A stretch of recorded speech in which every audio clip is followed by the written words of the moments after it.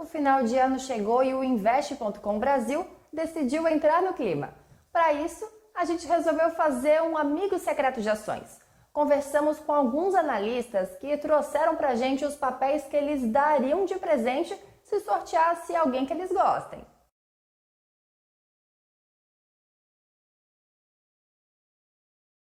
Mas eu vejo uma ação como muito boa e promissora para esse ano, o Açaí, né? Açaí ON. Açaí ON, ela está fazendo dever de casa. No final de 2021, ela incorporou os extras, né? Que era do Pão de Açúcar, a rede extra.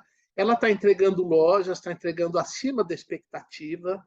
A gente viu que no último trimestre o same-store sales, né, foi muito positivo. O número de lojas que ela vai entregar é acima do esperado, não é? Então, é um público, ali é um público, quem compra principalmente é o público de atacarejo, o mais vulnerável, não é? E é onde bate toda a ajuda emergencial. E toda essa ajuda emergencial que o governo dá, boa parte vai para alimentos. Então, eu acho que açaí deve vir com um bom resultado no quarto TRI, e as perspectivas para 2023 são muito boas, e deve levar até mesmo uma reprecificação por parte dos analistas. São as ações da Hypera, né? É a nossa top pick há alguns anos já, acho que há uns 3 anos.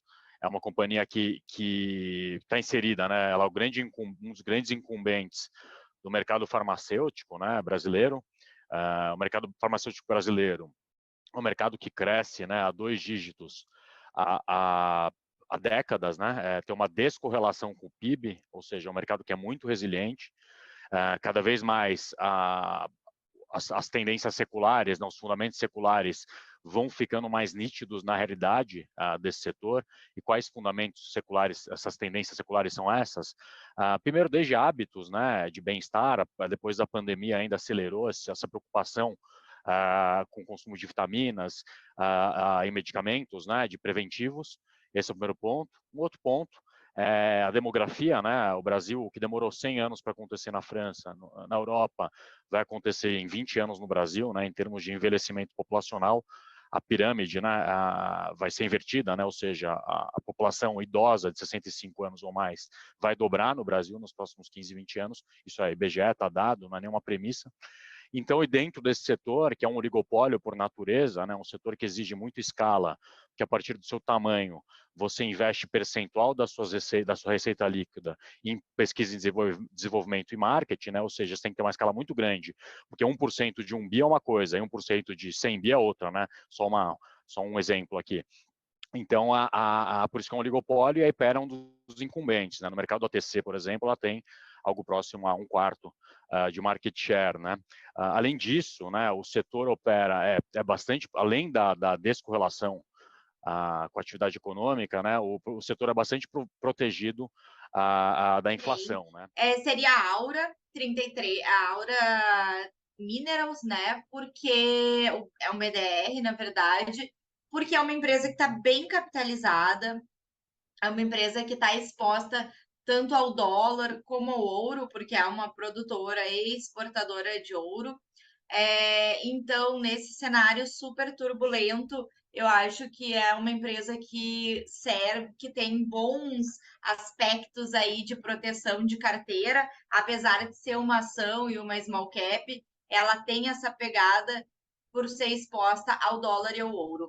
E não é só não é um ativo de proteção, é um ativo também que pode gerar valorização e crescimento, porque tem um crescimento de produção esperado bem grande para os próximos anos, conforme as projeções da própria empresa.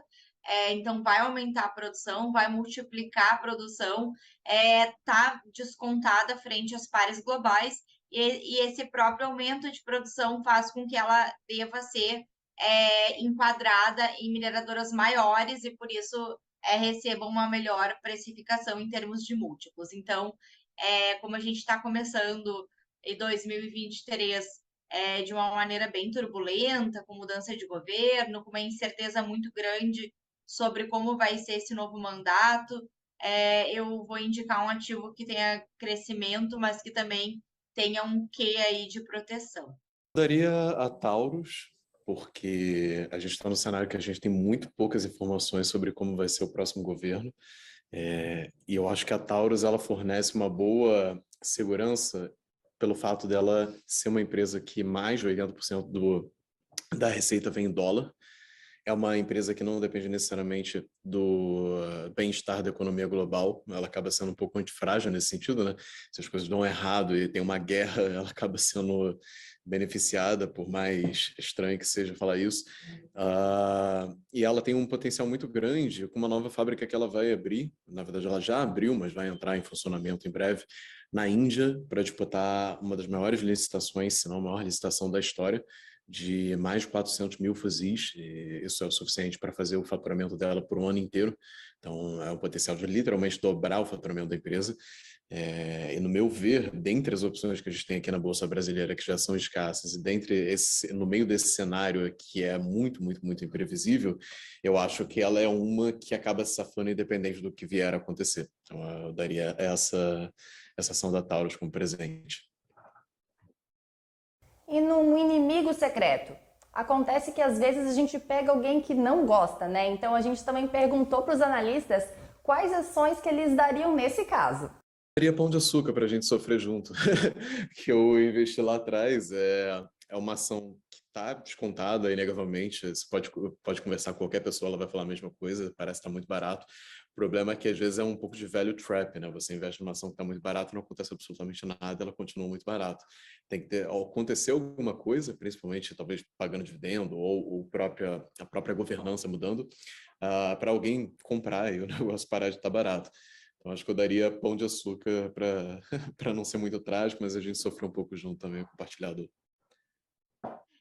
Uma ação que tem mais dívidas no balanço e que também tem uma concorrência maior e margens mais apertadas. Então, nesse caso, eu indicaria alguma empresa do setor de varejo online, talvez a gente pudesse falar aí em Via Varejo, por exemplo, porque tem essas características, né?